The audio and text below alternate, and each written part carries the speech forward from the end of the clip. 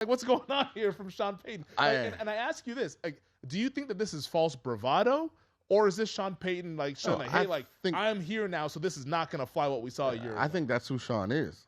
That's why New Orleans was so good for so long. I mean, in a lot of ways, New Orleans was New England just without the championships.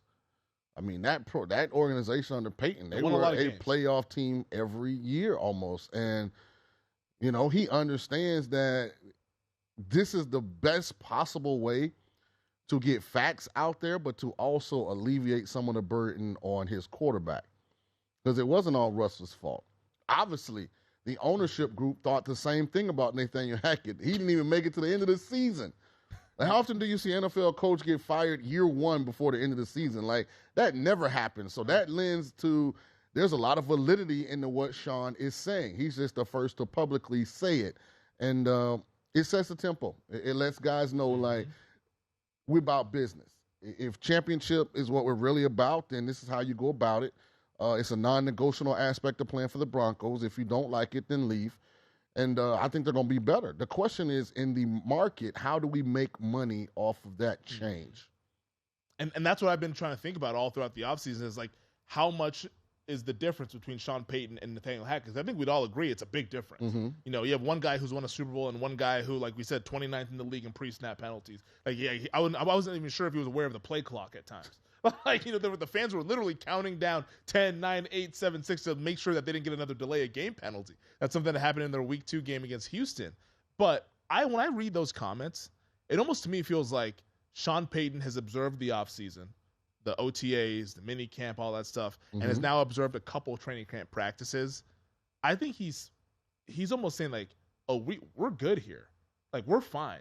We're not scared. And because this is a direct shot at a team that they're going to be playing this season. I believe it's Week 4 or Week 5. They host the New York Jets. Well, like, I think he's throwing down the gauntlet saying, I'm confident in Russell Wilson. I'm confident in the team that we have. I agree. And their win total sits at 8.5. I mean, it feels like over's the play, right? I mean, if you're saying that you believe in Sean Payton, this is a team that had a top 5 defense last year. This is a team that had preseason expectations that were as big as Kansas City's. Yeah. So now if they have the internal structure, discipline, and approach, why wouldn't they now realize what last year's expectations were? So it would not surprise me if Denver gives Kansas City a heck of a run for the division crown, and it wouldn't surprise me if they're in the playoffs and they win games. I think that this can definitely be a playoff team. It's just difficult, like, when you look at the landscape of the AFC, like, there's so many. You can make a case for about 12 teams to be, all right, they can make a deep run in the playoffs. That's how many really good teams there are. Mm-hmm. But I just think that, like, when you put the combination, because I think back to where we were this time last year, everyone was high on Denver. I had a Super Bowl ticket on the Denver Broncos, so I still have some scar tissue that's built up from betting this team. Like, that's one of the reasons why I haven't bet anything on them. I'm like, man, I was so damn scarred after seeing last year play out. But this time last year, everyone was still in on Russell Wilson, and it was all systems go.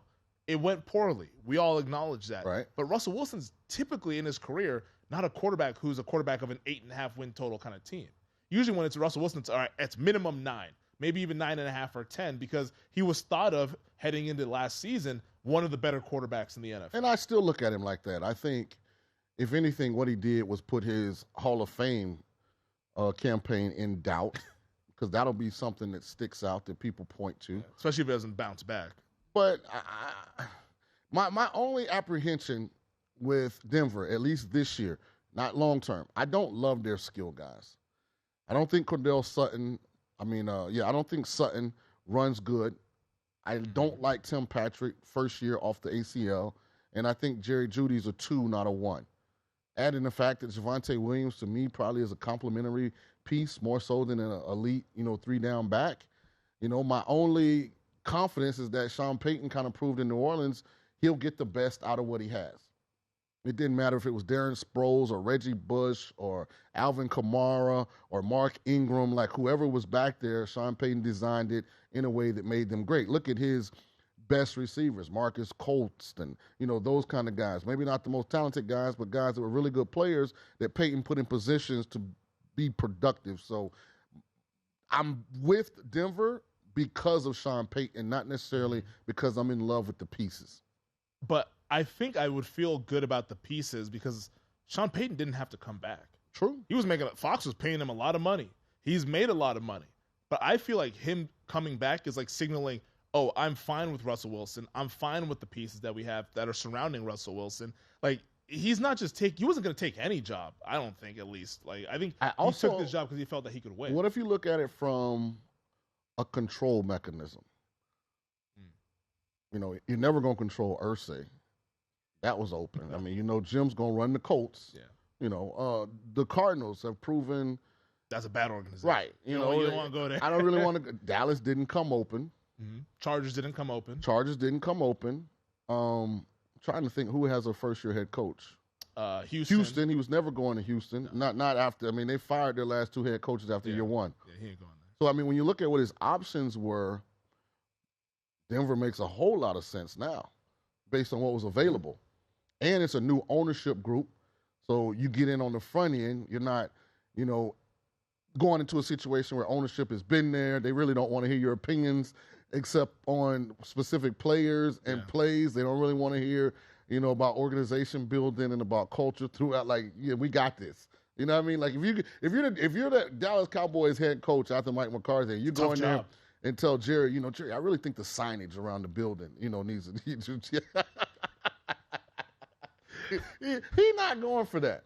You need to have a lot of patience to be the Dallas Cowboys head coach. Right, absolutely. It takes a special person. But I do like Denver. I'm a big Sean Payton fan. I've always advocated. I think he's one of the top 3 game day play callers in football. So they'll improve. I just wish they were more explosive at skill spots. Go to VSiN.com/subscribe to become a VSiN Pro subscriber today.